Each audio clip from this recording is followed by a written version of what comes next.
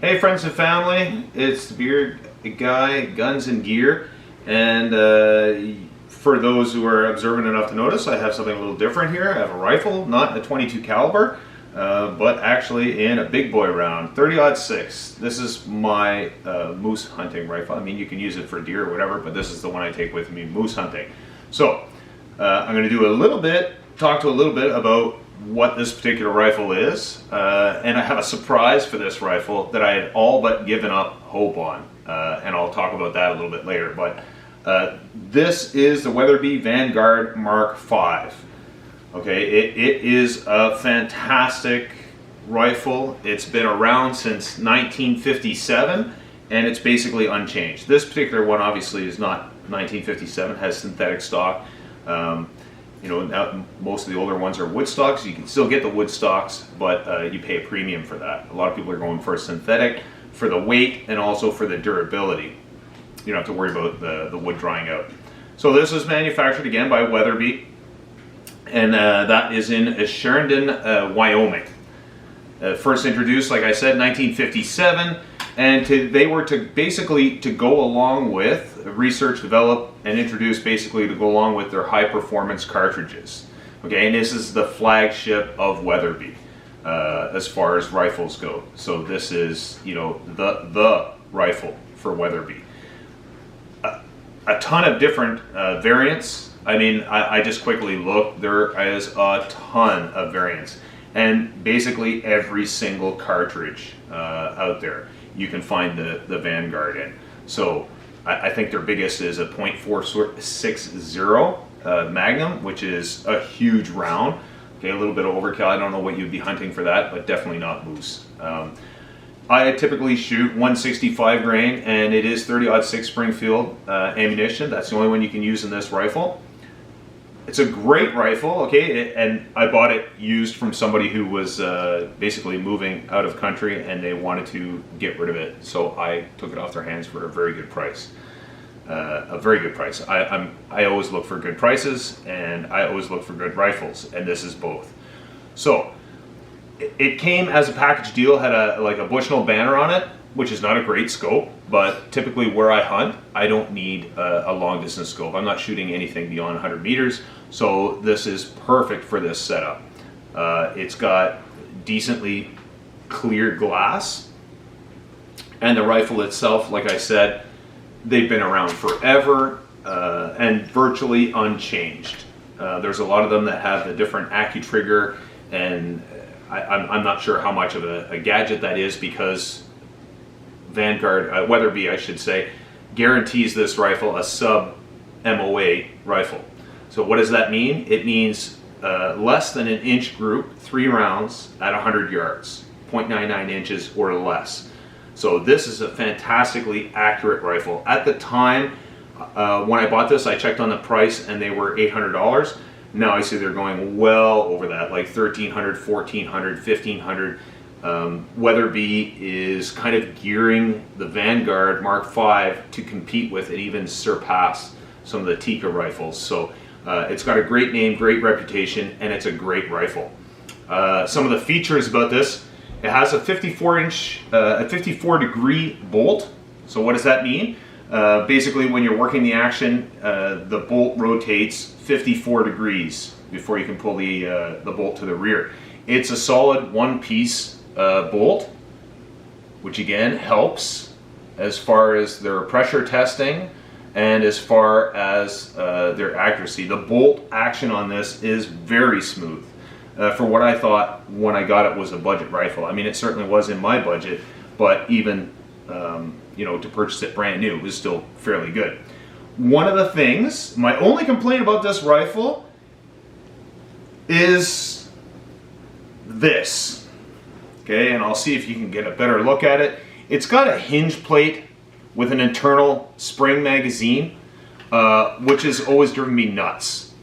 Okay, it's not bad as far as cartridge capacity. You could put 1 in the chamber and 4 in the internal magazine, so that's great. You can carry 5 rounds while you're out hunting. But as far as actually being, you know, user friendly It's not great. My fear is always, you know, that it's not going to snap fully into place, and I'm going to go to rack around on the second shot, and it's not going to pick up that round. Also, unloading it is also kind of a pain because you're out in the woods, you know, when moose hunting is occurring, it's typically a little cold on the fingers, and so I have to pop this hinge plate down, and then all the rounds basically drop through my fingers onto the ground. I might catch one or two of them, but I typically don't catch them all. So convenience-wise, my thing has always been, and I knew that it existed when I bought the rifle, was to do a magazine conversion kit on it. So I've been looking for the last at least 6 years to try and find one of these things, and I thought it was like a unicorn. I thought, like, I'll never find it. They had them advertised on websites, you know, all over the place, but I check on it and it would say back order. I tried through multiple means, you know, to order them, thinking that, well, they've got to be available from the company itself, and I couldn't find them until I was at a gunsmith the other day, and I happened to look up on the wall when I was perusing and chatting with the gentleman, and I look over and I see Weatherby, and I said, is that a Weatherby conversion kit? He's like, yeah. And I said, is that for, you know, 225/06 all the way up to 30/06? He said, I don't know, let me check. So he pulls it down, look at it, and lo and behold, I found the unicorn, okay?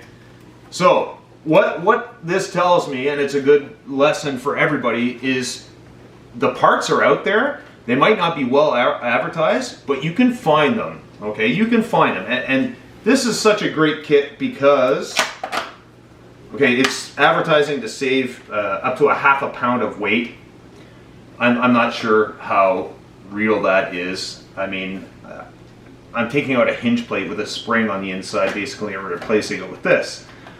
But, I mean, anybody can do this, and any other rifle is going to have, if it's, you know, one of the old ones with the hinge plate or rotary mag, well, hinge plate specifically, not a rotary mag, because it probably doesn't have the plate on the bottom that you can actually swap out. But it is going to have something like this conversion kit, and I'm sure most of them are very similar as far as how to swap them out.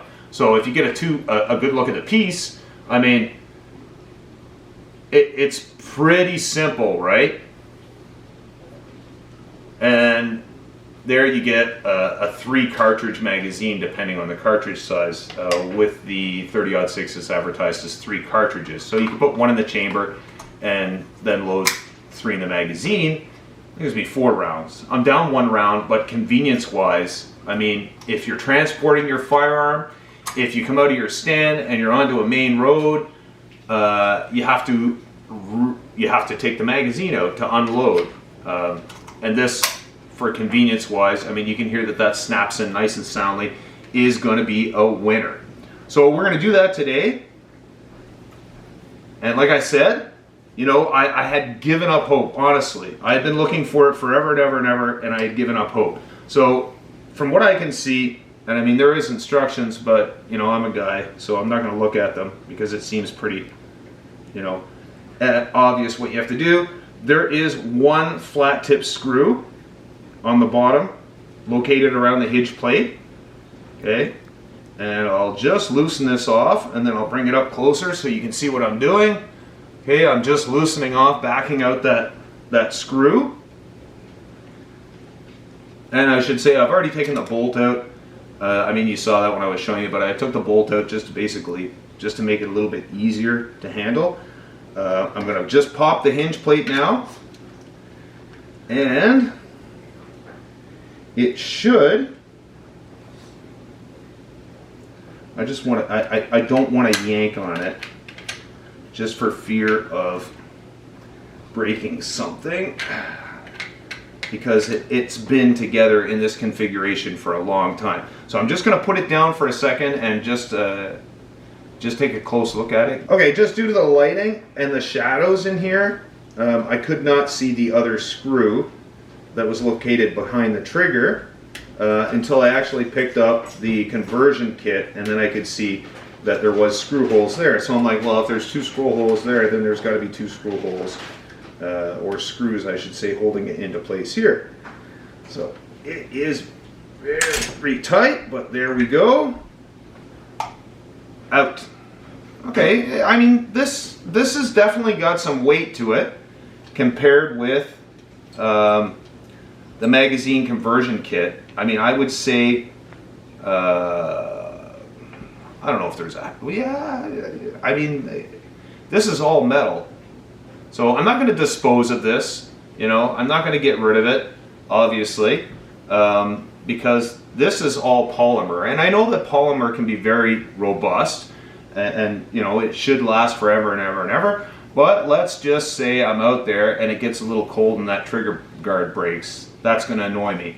This one here seems to be made of steel or aluminum, and this one is all polymer. So I'm just going to pop this into place.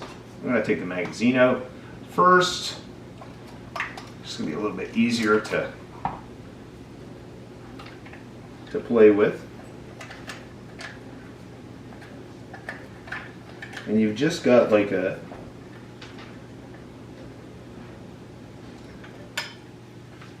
whoa, there we go. Just want to make sure that this steel, there we go, box, yeah, that weighs quite a bit too. So I mean, if that's what it's replacing, then yeah, I could see that we're shaving a, you know, a ½ pound off. Oh, look at that. I mean, it fits like very, very, very flush.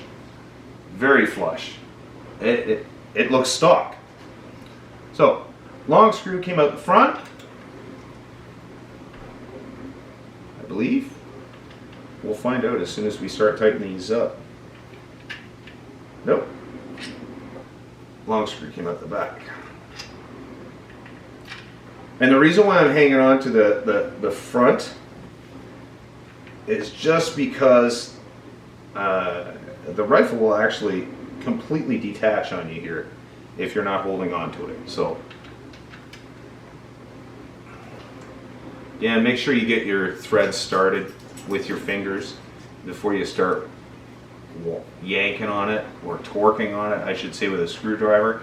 I'm just going to get them snug first before I really crank them, because I want to make sure that, you know, everything seems to be seated and fitted. Then I can feel it tightening up nice. I can give a couple of little, and I mean, if you wanted to put thread lock on there, you could certainly do it. I don't think there's enough torque or pressure going onto these parts, and again, it's polymer, so I mean, I'm not going to put 70-80 pounds, which is kind of the reason why I took a short screwdriver in the first place.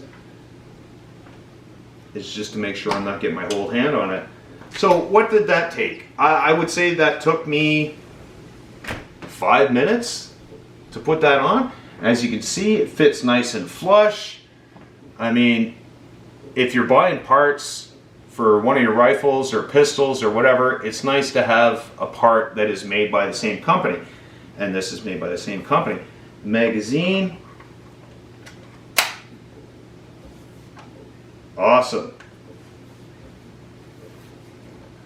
So we just took a dated looking, you know, hinge plate firearm and put a detachable magazine on it. Again, weight savings, ½ pound, maybe. I'm not sure on that, but possibly.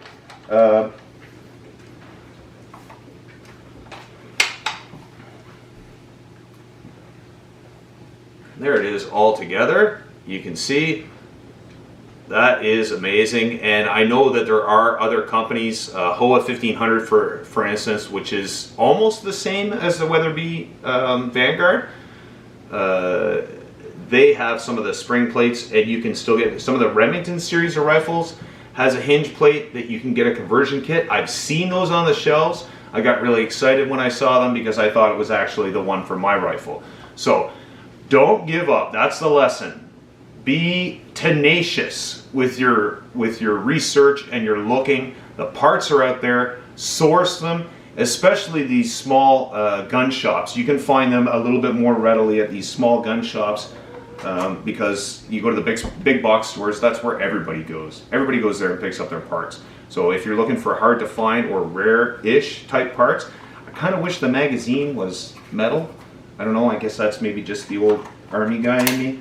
But I'm anxious to try this just to make sure I can cycle around. I mean, it looks like everything fits in there. I can see the base of the magazine is right on the feed tray, which is where it should be. So I'm really anxious to try this out and see what it does.